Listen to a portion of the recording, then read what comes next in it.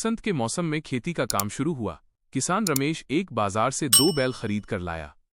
एक भैंसा था जिसकी हड्डियां मजबूत थीं और उसे देखते ही लगता था कि उसमें अथाह शक्ति है। दूसरा गाय बैल था जो थोड़ा कमजोर था और स्वभाव से सुस्त था। रमेश ने मन ही मन सोचा, दोनों बैलों को बारी बारी से हल चलाने के लिए इस्तेमाल करूंगा तो मैं अपनी 3 एकड़ की छोटी जमीन की जुताई अच्छे से कर पाऊंगा। साथ ही मैं पड़ोसियों के खेत जोतकर कुछ पैसे भी कमा सकता हूं। इससे हमारा जीवन और आसान हो जाएगा। कुछ दिनों बाद पड़ोसी सुरेश रमेश के पास आया। उसने रमेश से 5 एकड़ सूखी जमीन जोतने के लिए कहा और अच्छे पैसे देने का वादा किया। अगले दिन सुबह होते ही रमेश दोनों बैलों को लेकर खेत की ओर चल पड़ा। पहले गाय बैल कमजोर बैल को हल से जोड़ा। रमेश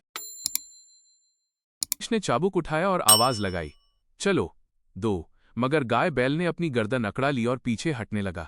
चाबुक उसकी पीठ पर पड़ा, फिर भी वो 1 इंच भी नहीं हिला। 3। 1 घंटे की मशक्कत के बाद भी हल्की एक भी रेखा नहीं खिंची। रमेश गुस्से से पैर पटकने लगा। निराश होकर उसने भैंसे मजबूत बैल को हल से जोड़ दिया। हल से जुड़ते ही भैंसा स्वतः अपने आप ही शरीर को आगे झुकाकर मजबूती से जमीन पर कदम रखने लगा। हल मिट्टी के ढेलों को आसानी से काटता गया, जिससे एक साफ सीधी रेखा बन गई। रमेश को थोड़ी राहत मिली, लेकिन जब उसने देखा कि गाय बैल पास ही में आराम से बैठा हुआ है और उसने कितना काम बिगाड़ दिया तो उसे फिर गुस्सा आ गया। उसने चाबुक उठाया और भैंसे को मारते हुए चिल्लाया, जल्दी कर, देर मत कर। भैंसा चौंका, हांफते हुए पीछे मुड़ा और बोला, मालिक, मैं तो आलस नहीं कर रहा हूं।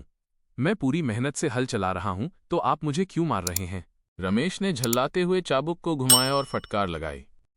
गाय बैल तो हिलने को भी तैयार नहीं है। यह 5 एकड़ जमीन सिर्फ तुझ पर निर्भर है। अगर मैं तुझे जल्दी चलने के लिए नहीं मारूंगा तो अंधेरा होने तक भी जुताई पूरी नहीं हो पाएगी। ऐसा कहते हुए उसने भैंसे को एक और चाबुक मारा।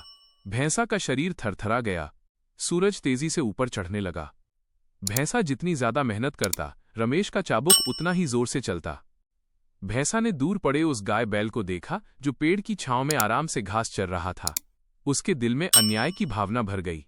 मैं जितना ज्यादा काम करता हूं, मुझे उतनी ही ज्यादा मार पड़ती है। गाय बैल कुछ नहीं करता, फिर भी आराम से है और उसे कोई सजा नहीं मिलती।